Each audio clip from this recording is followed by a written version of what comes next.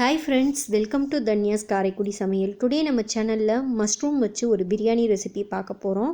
அதற்கு முன்னாடி நம்ம சேனலை ஃபஸ்ட் டைம் பார்க்குறவங்களா இருந்தால் மறக்காமல் சப்ஸ்கிரைப் பண்ணிவிடுங்க. வாங்க இதை நம்ம இனி எப்படி பண்ணலாம் பார்க்கலாம்.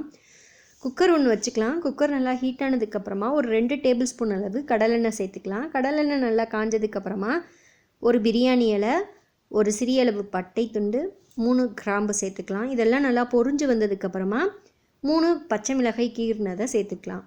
வெங்காயம் ஒன்று மீடியம் சைஸ் நீல வாக்கில் கீறினதையும் சேர்த்துட்டு ஒரு தடவை நல்லா இதை வதக்கி விட்டுக்கலாம்.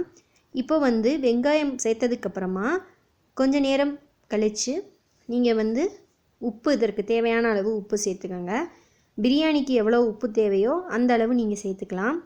இப்போ வெங்காயத்தோட கலர் சேஞ்ச் ஆகி வந்த ஸ்டேஜில் தக்காளி பழம், மீடியம் சைஸ் தக்காளி பழம் ஒன்று சேர்த்துக்கலாம். தக்காளி சேர்த்ததுக்கப்புறமா நல்லா ஒரு தடவை வதக்கி விட்டுக்கோங்க.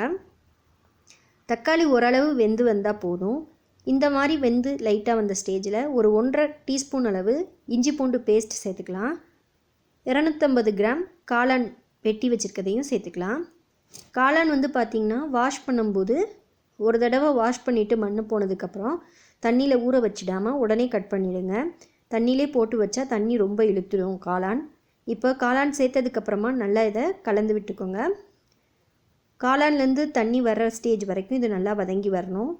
அது வரைக்கும் லோ ஃப்ளேமில் வச்சுடுங்க. இந்த மாதிரி காளான்லேருந்து தண்ணி வர ஸ்டேஜில் பொடியாக நறுக்கி வச்சுருக்க கொத்தமல்லி, புதினாவை சேர்த்துக்கலாம். கொத்தமல்லி மட்டும்தான் நறுக்கியிருக்கோம், புதினா முழு இலையாக சேர்த்துருக்கோம். இதெல்லாம் சேர்த்ததுக்கப்புறமா நல்லா ஒரு தடவை மிக்ஸ் பண்ணி விட்டுக்கலாம்.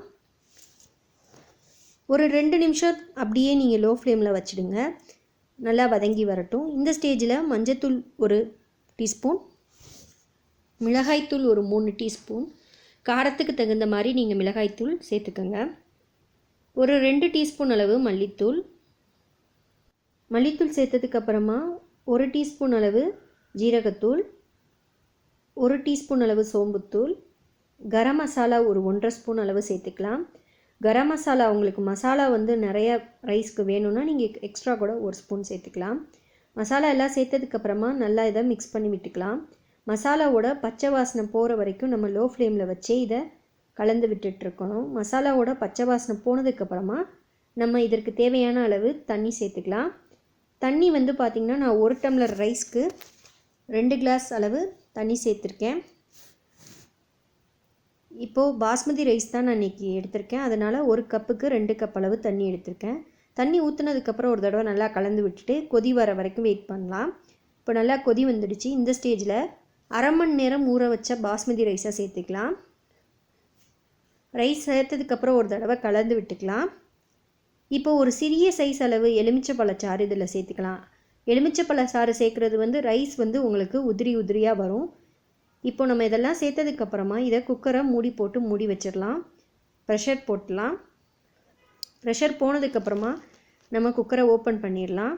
இப்போ குக்கர் ஓப்பன் பண்ணியாச்சு. இதில் பார்த்திங்கன்னா சைட்லேருந்து நீங்கள் இது மாதிரி ரைஸை எடுத்து விட்டுட்டு வாங்க.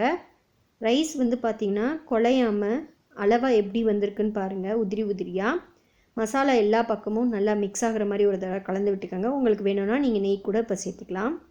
ரொம்பவே சுவையான மஷ்ரூம் பிரியாணி ரெடி ஆயிடுச்சு. இதை ரைத்தாவோடு நம்ம பரிமாறலாம். நீங்களும் உங்கள் வீட்டில் இதை ட்ரை பண்ணி பாருங்கள். தேங்க்யூ.